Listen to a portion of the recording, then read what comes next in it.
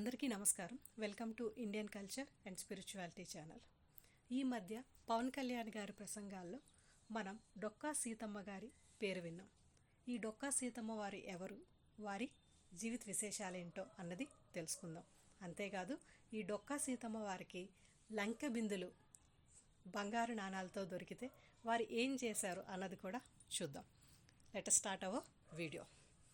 తూర్పుగోదావరి జిల్లా రామచంద్రాపురం తాలూకా మండపేట గ్రామంలో 1841 అక్టోబర్ 2వ వారంలో సీతమ్మ జన్మించింది. ఈమె తండ్రి భవానీ శంకరం, తల్లి నరసమ్మ. సీతమ్మ తండ్రిని గ్రామస్తులందరూ కూడా బువ్వన్న అనే ముద్దు పేరుతో పిలుస్తూ ఉండేవారు. చిన్ననాటి సీతమ్మకు తల్లి తండ్రి ఇద్దరూ గురువులై కథలు, పాటలు, పద్యాలు అన్నీ నేర్పించారు.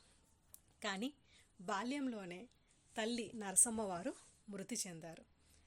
అందువల్ల ఇల్లు చెక్కదిద్దే భారం సీతమ్మ వారిపై పడింది. కానీ ఆవిడ దానిని ఒక బాధ్యతగా స్వీకరించారు. ఎంతో పవిత్రమైన ఈ బాధ్యతని ఆవిడ ఎంతో ఆనందంగా స్వీకరించి చాలా చక్కగా నిర్వర్తించేవారు. గోదావరి నది పరివాహక ప్రాంతంలోని కొన్ని గ్రామాలను లంక గ్రామాలు అని అంటారు. అటువంటి ఒక లంక గ్రామం లంక గన్నవరం. ఈ గ్రామంలో డొక్కా జోగన్న అనే పంతులు ఉండేవారు. అతను ధనవంతుడు, పెద్ద రైతు కూడా. వీటన్నిటికీ మించి మంచి వేద పండితుడు. ఒక రోజున పండిత సభకు వెళ్ళి వస్తూ మండపేట వచ్చేటప్పటికి మధ్యాహ్నం అయింది. భోజనం చేసే సమయం అయింది. వారు మంచి ఆకలితో ఉన్నారు. సమయానికి వారికి భవానీ శంకరం గుర్తుకు వచ్చారు. వెంటనే దగ్గరలో ఉన్న భవానీ శంకరం గారింటికి వెళ్ళి ఆ పూట వారి ఇంటి ఆతిథ్యాన్ని స్వీకరించారు.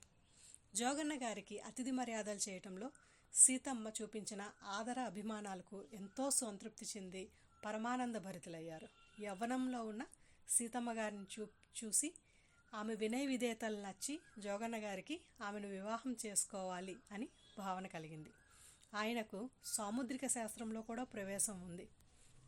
బువ్వన్న సీతమ్మను డొక్కా జోగన్నకి ఇచ్చి వైభవంగా పెళ్లి జరిపించారు. సీతమ్మకు మెట్టినింట్లో అడుగు పెట్టగానే డొక్కా ఇంటి పేరుగా మారింది. ఆమెకి వయసుతో పాటు ఉదార గుణం కూడా నానాటికి పెంపొందుతూ ఉంది.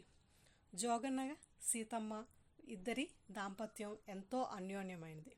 ఆ పుణ్య దంపతులను చూసి ఆనందించని వారు లేరు అని అందరూ అంటారు. శుచి శుభ్రాలతో పాటు ఆప్యాయత, ఆదరణ ఇద్దరు ఆ ఇంటిలో వచ్చే వాళ్ళందరికీ కూడా చూపిస్తూ ఉండేవారు. ఆ కాలంలో గోదావరి నది దాటాలి అంటే ఒకే ఒక ప్రయాణం పడవ మాత్రమే ఉండేది. జోగన్న ఊరు లంక గన్నవరం గోదావరికి మార్గ మధ్యంలో ఉన్నందువల్ల ప్రయాణికులు అలసి అక్కడికి చేరేవారు. అటువంటి వారికి అన్నపానాలు సమకూర్చడం సీతమ్మ భర్తతో కలిసి చేస్తూ ఉండేది. ఆ ఇంటి దంపతుల లక్ష్యం ఎప్పుడూ ఒకటిగానే ఉండేది. ఎవరు ఏ వేళలో వచ్చి భోజనం అని అడిగినా లేదు, తర్వాతరా అనే పదాలే లేకుండా ఆదరించి అన్నం పెట్టడం వారికి నిత్యకృత్యంగా మారిపోయింది. అందరూ డొక్కా సీతమ్మ వారిని అన్నపూర్ణ అని కూడా పిలుస్తూ ఉండేవారు.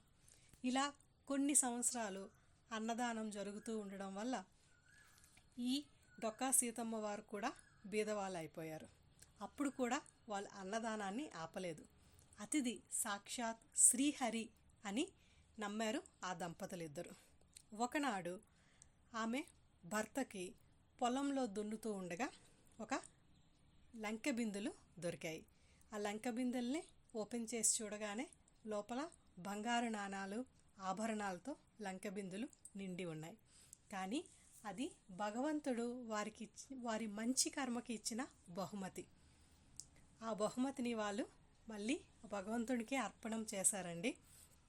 దానిని వాళ్ళ స్వయానికి వాడుకోకుండా ప్రతిరోజు అన్నదానాన్ని కంటిన్యూ చేస్తూనే ఉన్నారు.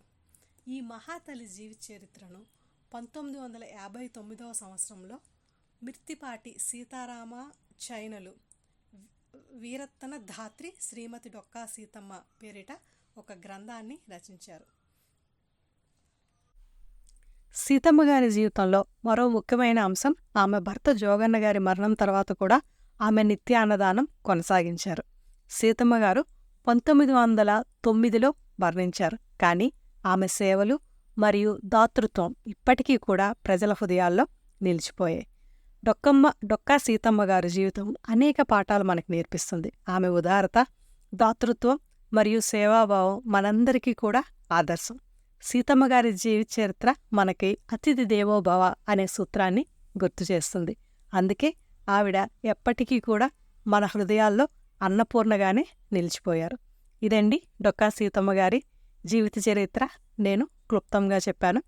Thank you for watching this video. Please subscribe this channel. Thank you.